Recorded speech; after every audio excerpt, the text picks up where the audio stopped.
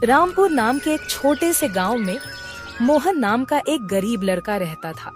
उसके परिवार में उसके साथ उसके बूढ़े माता पिता रहते थे। सोहन का परिवार बहुत ही गरीब था। उनके पास ना तो कोई जमीन थी, नहीं खाने के लिए कोई साधन था। सोहन दिन भर मजदूरी करता और उससे जो कुछ भी कमा पाता उसी से अपने पूरे परिवार का पेट भर लेता। यह देखकर सोहन के माता पिता बहुत दुखी होते। हमारे पास ना अपना घर है और ना ही अपनी कोई जमीन। हमारा बेटा दिन भर दूसरों के खेतों में मजदूरी करता है और उसके बदले भी उसे बहुत कम पैसे मिलते हैं। हम दोनों अपने बेटे पर बोझ बन रहे। परेशान मत हो रीमा, हमारा बेटा बहुत मेहनती है, भगवान सब देख रहा है। सोहन ने कभी किसी के साथ गलत नहीं किया, वह ईमानदारी से मेहनत करता है। उसने बचपन से बहुत परेशानियां देखी हैं, पर उसने कभी हार नहीं मानी। एक दिन हमारा बेटा भी बहुत धन कमाएगा और उसकी सारी परेशानियां दूर हो जाएंगी। सोहन हमेशा सोचता था कि आज भले ही उसकी किस्मत उसका साथ ना दे रही हो, पर उसे यकीन था कि अगर वह मेहनत करता रहेगा तो एक दिन उसका भाग्य भी बदलेगा और उसकी सारी परेशानियां खत्म हो जाएंगी। एक दिन सोहन लालाराम जमींदार के खेत पर काम कर रहा था। लालाराम पास के एक पेड़ के नीचे बैठा था। सोहन अपने काम में लगा हुआ था। तभी उसने देखा कि लालाराम बहुत ही उदास है और गहरी चिंता में डूबा हुआ है। लालाराम को उदास देख मोहन तुरंत लालाराम के पास गया और बोला, क्या हुआ मालिक, आप बहुत उदास लग रहे हैं। मुझे ऐसा लग रहा है जैसे आप किसी गहरी चिंता में हैं। कुछ हुआ है? मुझे बताइए, क्या पता मैं आपकी कोई सहायता कर सकूं। सोहन की बात सुनकर लालाराम को गुस्सा आ गया और वह सोहन से गुस्से में बोला, अरे तू मेरी क्या सहायता करेगा? तू खुद अपनी सहायता कर सकता है क्या? अगर तू किसी की सहायता करने के काबिल होता तो क्या तुझे 2 वक्त के खाने के लिए आज मेरी जमीन पर काम करने की जरूरत पड़ती? चल यहाँ से जा, अपना काम कर और मुझे परेशान मत कर। सेठ जी, ऐसा नहीं है, यह सब वक्त वक्त की बात है। सब किस्मत का खेल है और इंसान को अपनी मेहनत पर विश्वास रखना चाहिए। आज भले ही किस्मत मेरे पक्ष में ना हो, लेकिन अगर मैं ईमानदारी और लगन से मेहनत करता रहूंगा तो किस्मत भी एक दिन मेरी तरफ झुक जाएगी। मेहनत और धैर्य से तकदीर के दरवाजे खुलने में देर हो सकती है, लेकिन मेहनत कभी बेकार नहीं जाती। मोहन की बात सुनकर लालाराम बहुत प्रसन्न हुआ। अरे सोहन, तेरे विचार तो बहुत अच्छे हैं। तेरी बातें सुनकर मन को एक सुकून सा मिला है। इतनी परेशानियों में भी तू अपनी जिंदगी खुश होकर काट रहा है। सेठ जी, यह सब मेरे पिता की सीख है। जब भी मैं किसी चीज के लिए अपने पिता से जिद करता था तो मेरे पिता हमेशा मुझे यही समझाते थे, बेटा सोहन, हमारे पास इतना धन नहीं है कि मैं तेरी हर इच्छा पूरी कर सकूं, लेकिन एक बात हमेशा याद रखना, जिंदगी भी मौसम की तरह होती है। कभी यह धूप की तरह खुशियों से भरी होती है, कभी ठंड की तरह कठिनाइयां लाती है और कभी बारिश की तरह परेशानियां आती है। लेकिन जैसे हर मौसम बीत जाता है वैसे ही जिंदगी के मुश्किल हालात भी गुजर जाते हैं। बस धैर्य और हिम्मत बनाए रखना जरूरी है, क्योंकि एक दिन सब कुछ ठीक हो ही जाता है। अरे वाह, लगता है तेरे पिता बहुत ही नेक इंसान है। किसी दिन मैं भी उनसे जरूर मिलूंगा। मालिक, क्या हुआ है? आप एक बार मुझे साफ साफ बताइए, क्या पता आपकी परेशानी का कोई हल मिल ही जाए। अरे सोहन, मैं एक बहुत बड़ी परेशानी में फंस गया हूँ। मुझे अपनी परेशानी का कोई भी हल नजर नहीं आ रहा है। सेठ जी, एक बार मुझे बताइए तो क्या पता आपकी परेशानी का कोई हल निकल ही जाए। सोहन, हमारे गांव में मेरे पिता की एक पुश्तैनी जमीन थी जो काफी पीढ़ियों से हमारे पास थी। उस पर मेरा और मेरे भाई का हक है, पर हमारे गांव के ही 2 बाप बेटों ने उस पर कब्जा कर लिया है।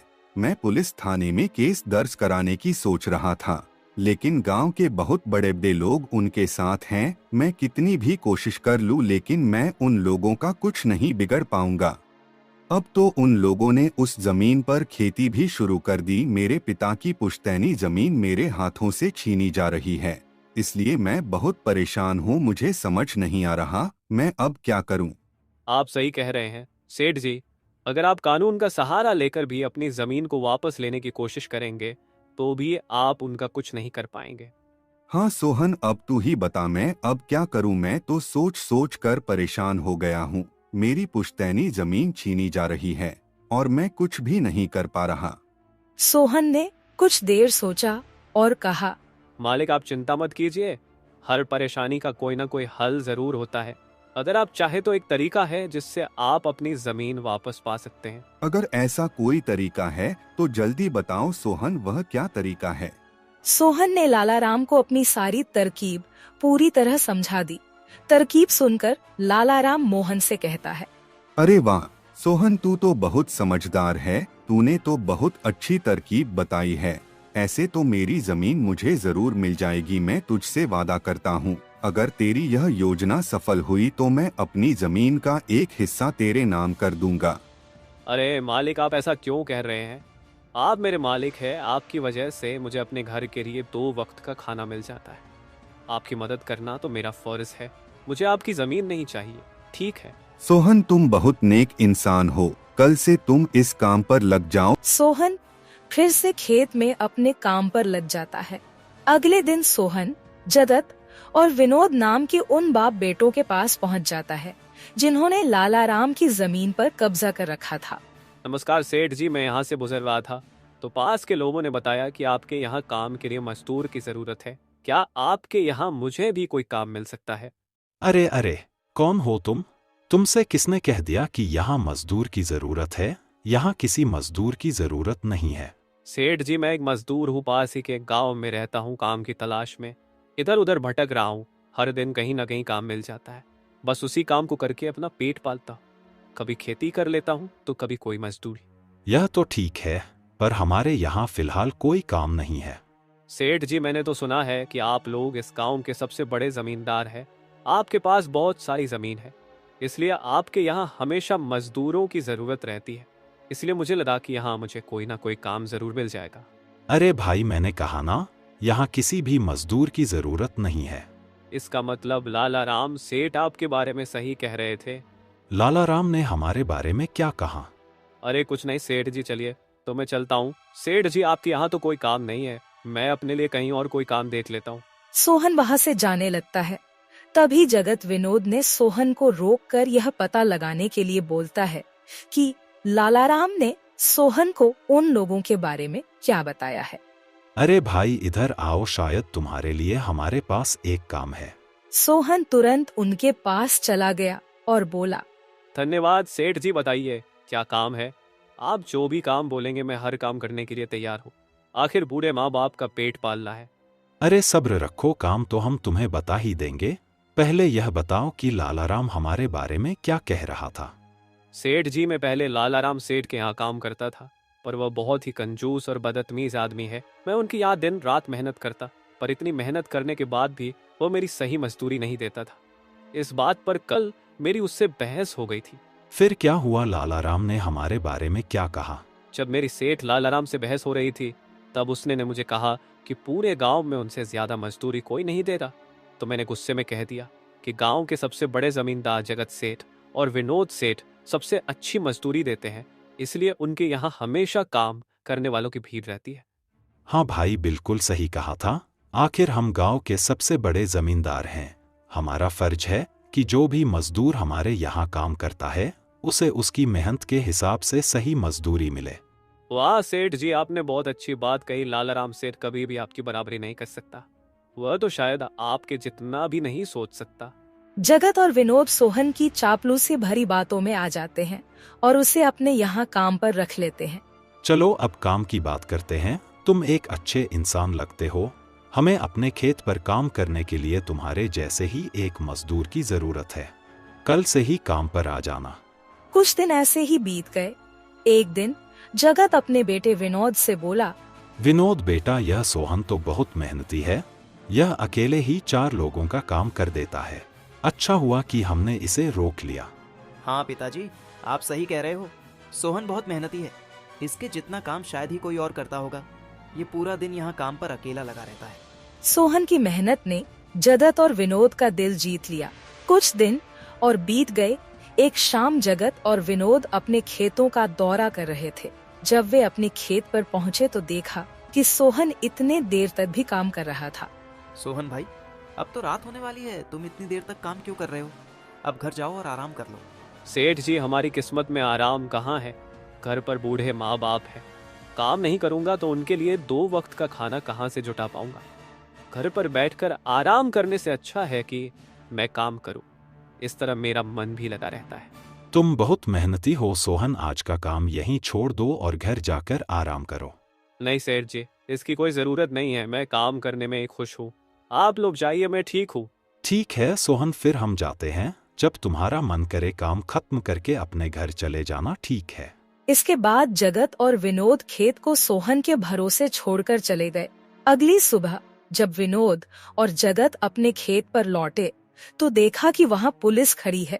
पुलिस को देखकर दोनों दौड़ते हुए आए और पूछा, क्या हुआ थानेदार साहब, आप यहाँ क्या कर रहे हैं? क्या यह जमीन तुम दोनों की है? हाँ थानेदार साहब, यह जमीन हमारी है, हमारे पास इसके कागजात भी हैं। फिर तो तुम दोनों को ले जाकर जेल में डालना ही पड़ेगा। यह क्या कह रहे हैं थानेदार साहब, हम कुछ समझे नहीं, आप क्या कहना चाह रहे हैं?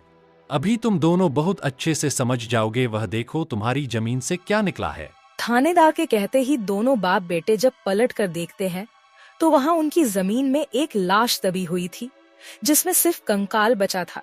यह देखकर दोनों बाप बेटे डर जाते हैं।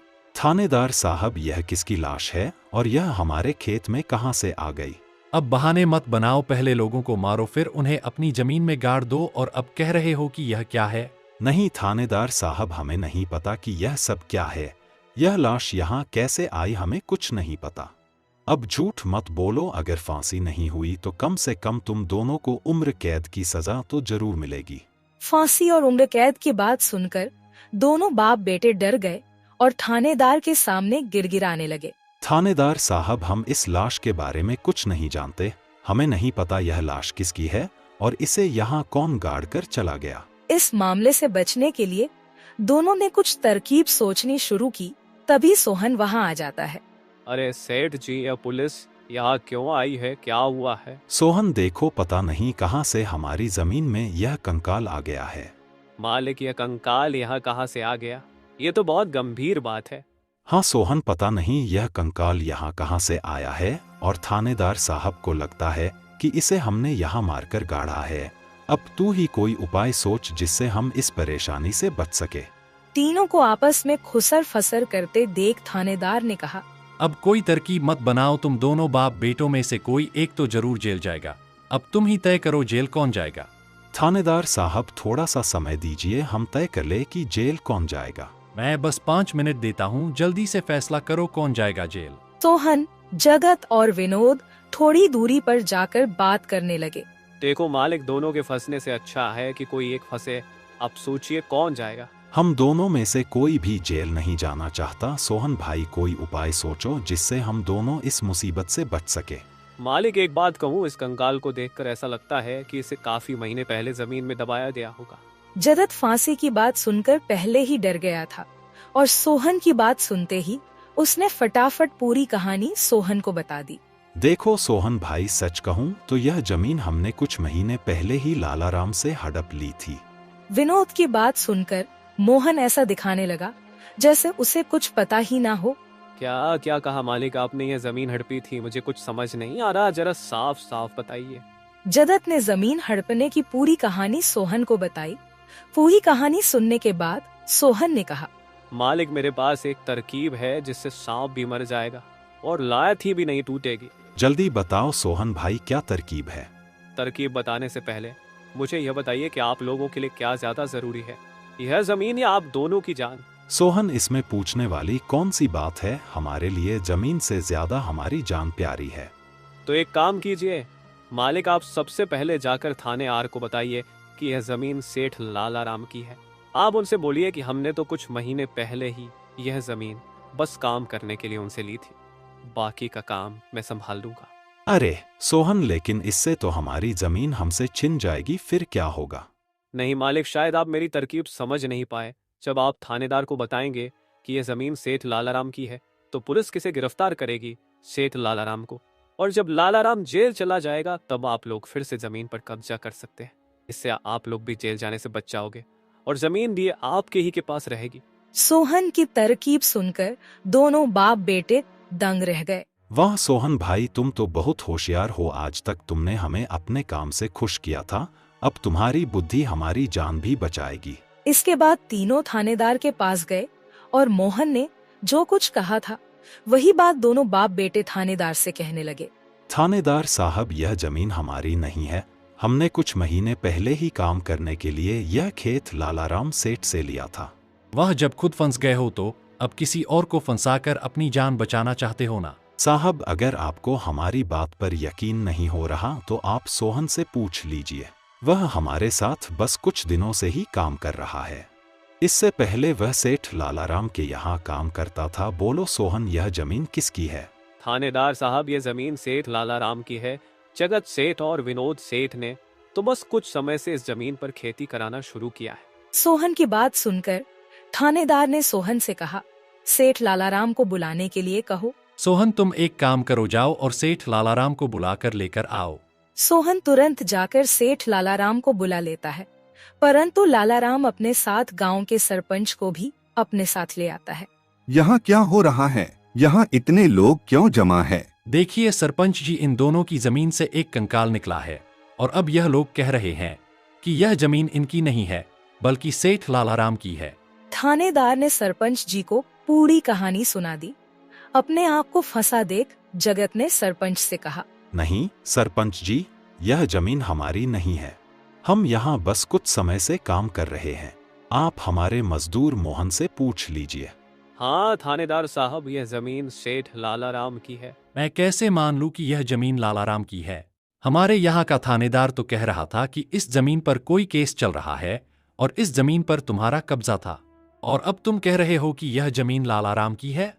नहीं साहब, हमने लालाराम के साथ धोखा किया था। हम बस इस जमीन को हड़पना चाह रहे थे, लेकिन अब हमें यह जमीन नहीं चाहिए। अगर आप चाहें तो हम केस भी वापस ले लेंगे। थानेदार साहब, आप जाइए, बाकी का काम अब हम संभाल लेंगे। सरपंच के कहने पर थानेदार वहां से चला जाता है। सरपंच ने लालाराम से कहा, अब बताओ, यह कंकाल यहाँ कैसे आया? तुमने किसे मारकर यहाँ गाड़ा है? अरे साहब, यह तो नकली कंकाल है। इन दोनों ने मिलकर मेरी जमीन हड़प ली। मैंने और मोहन ने मिलकर यह तरकीब सोची थी ताकि इन दोनों से सच निकलवा सकें। लालाराम की बात सुनते ही दोनों बाप बेटों के पैर तले जमीन खिसक गई। यह हम दोनों की साजिश थी, इन लोगों के मुंह से सच निकलवाने के लिए। सोहन को इस योजना में शामिल देखकर दोनों बाप बेटों को समझ आ गया कि यह सब सेठ लालाराम और मोहन की मिली भगत थी। दोनों बाप बेटों के पास अपनी गलती मानने के सिवा कोई चारा नहीं था। हमें माफ कर दीजिए सरपंच जी, हम लालच में आ गए थे। हमें माफ कर दीजिए। हम आज के बाद यह गलती कभी नहीं करेंगे और यह जमीन भी सेठ लालाराम को वापस दे देंगे। जगत और विनोद दोनों सरपंच और सेठ लालाराम से माफी मांगने लगे। दोनों को इतना गिड़गिड़ा देख लालाराम ने उन्हें माफ कर दिया। सरपंच ने भी उन्हें जेल नहीं भेजा और सेठ लालाराम ने अपना केस वापस ले लिया। लालाराम के केस वापस लेने के बाद सरपंच जी भी वहां से चले जाते हैं। धन्यवाद सेठ लालाराम जी, आपने हमें माफ कर दिया। आज के बाद हम ऐसी गलती कभी नहीं करेंगे। ठीक है जगत, कोई बात नहीं, मैंने तुम्हें माफ किया। बस याद रखना कि एक जमीन के टुकड़े के लिए तुम अपनों के साथ कभी गलत नहीं करना। बुरे समय में तुम्हारे अपने ही तुम्हारे साथ खड़े होंगे। जमीन का क्या है, कभी मेरी तो कभी तुम्हारी। आखिर में सेठ लालाराम ने सोहन को जमीन का एक हिस्सा दे दिया और उसे जमीन का मालिक बना दिया। सोहन, जैसा कि मैंने वादा किया था, जिस जमीन पर तुम काम कर रहे थे, आज से वह जमीन तुम्हारी है और अब तुम उसके मालिक हो। नहीं मालिक, इसकी कोई जरूरत नहीं है। याद करो सोहन, तुमने मुझसे क्या कहा था? बस मेहनत करते रहो, एक दिन तकदीर का दरवाजा जरूर खुलेगा। तो समझो तुम्हारी तकदीर का दरवाजा खुल चुका है और अब तुम भी जमीन के मालिक हो। अब से तुम्हें किसी और के यहाँ काम करने की जरूरत नहीं पड़ेगी।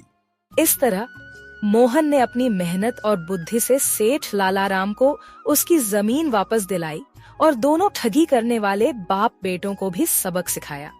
इस तरह मोहन ने अपनी मेहनत और चतुराई की मदद से अपनी फूटी किस्मत बदल दी और अब वह भी एक बड़ी जमीन का मालिक बन गया था।